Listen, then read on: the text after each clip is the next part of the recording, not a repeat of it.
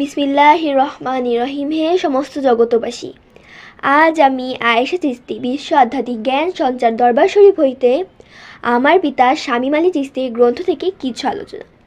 গ্রন্থটির নাম হলো শরীয়তের পেট থেকে হাকিকত ও মারফতকে উদ্ধার। পৃথিবীতে মাজার শরীফ নিয়ে কিছু আলোচনা। মহান আল্লাহ তাআলা হযরত মুহাম্মদ সাল্লাল্লাহু আলাইহি সাল্লামকে বন্ধু বা দোস্ত বলিয়াছেন। সমস্ত দিক দিয়া তিনি মুহাম্মদ সাল্লাল্লাহু আলাইহি সাল্লামকে দেখিলেন, তিনি প্রশংসিত। তখনই আল্লাহ তাআলা মুহাম্মদ সাল্লাল্লাহু আলাইহি সাল্লামকে দোস্ত বলিয়া ডাকিতেন। সমস্ত মাখলুকাত মুহাম্মদ সাল্লাল্লাহু আলাইহি সাল্লাম এর প্রশংসা করিত এবং এখনও করেন ও অনন্তকালও করিতে থাকিবে। আল্লাহ তাআলা সহকারে এবং 18 জন মাখলুকাত মুহাম্মদ সাল্লাল্লাহু আলাইহি সাল্লাম এর প্রশংসা করিয়াই যায়। এই কথাগুলি হলো আল্লাহ তাআলার কথা। এখন মুহাম্মদ সাল্লাল্লাহু আলাইহি সাল্লাম এই সম্বন্ধে কি বলে গেলেন? রাসূলের হাত যদি আল্লাহর হাত কোরআনে বলে, তাহলে নবুয়াত খতম, নবী আর আসিবেন না।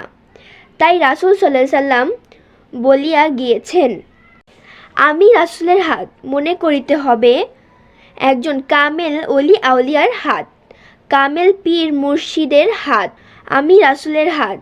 আল্লাহ তাআলা শুধু মুহাম্মদ সাল্লাল্লাহু আলাইহি সাল্লামকেই দোস্ত বলে ডাকে নাই, আরও ডাকিয়া আছেন ওলি আউলিয়াদেরকে। মুহাম্মদ সাল্লাল্লাহু আলাইহি সাল্লাম ইসলামকে জাগ্রত করার জন্য জীবনের অনেক কষ্ট সহ্য করে দেখা যায়। ওলি আউলিয়ার জীবনে অনেক লাঞ্ছনা দুর্দশায় জীবন কাটাইয়া মৃত্যুবরণ করিলেন। তাহারা এই পৃথিবীতে আল্লাহর প্রেম আগুনে আল্লাহকে পাইয়া সাধনার আগুনে পুড়িয়া নিজেকে দেহত্যা হীরার টুকরা হইয়া গেছেন।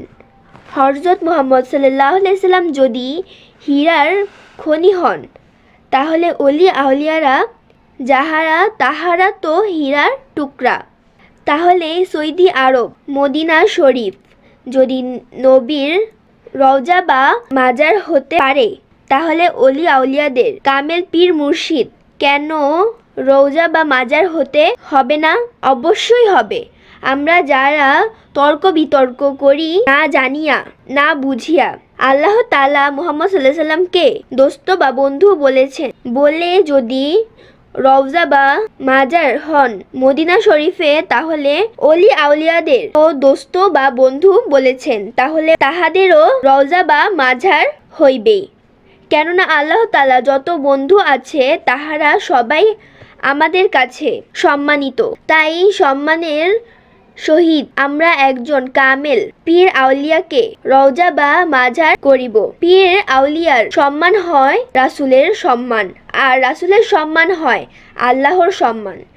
যদি কামেল পীর আউলিয়ার অসম্মান করি, তাহলে রাসূলের অসম্মান করা হবে, আর রাসূলের অসম্মান করিলেই আল্লাহর অসম্মান করা হবে। তাই আমরা না বুঝিয়া কিছু করিব না। আমাদের সবাইকে আল্লাহ তাআলা বুঝার তৌফিক দান করুক, আমিন।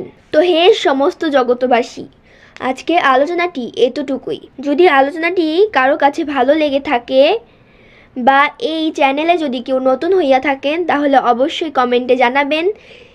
চ্যানেলটিকে সাবস্ক্রাইব করে রাখবেন। সকলেই ভালো থাকবেন।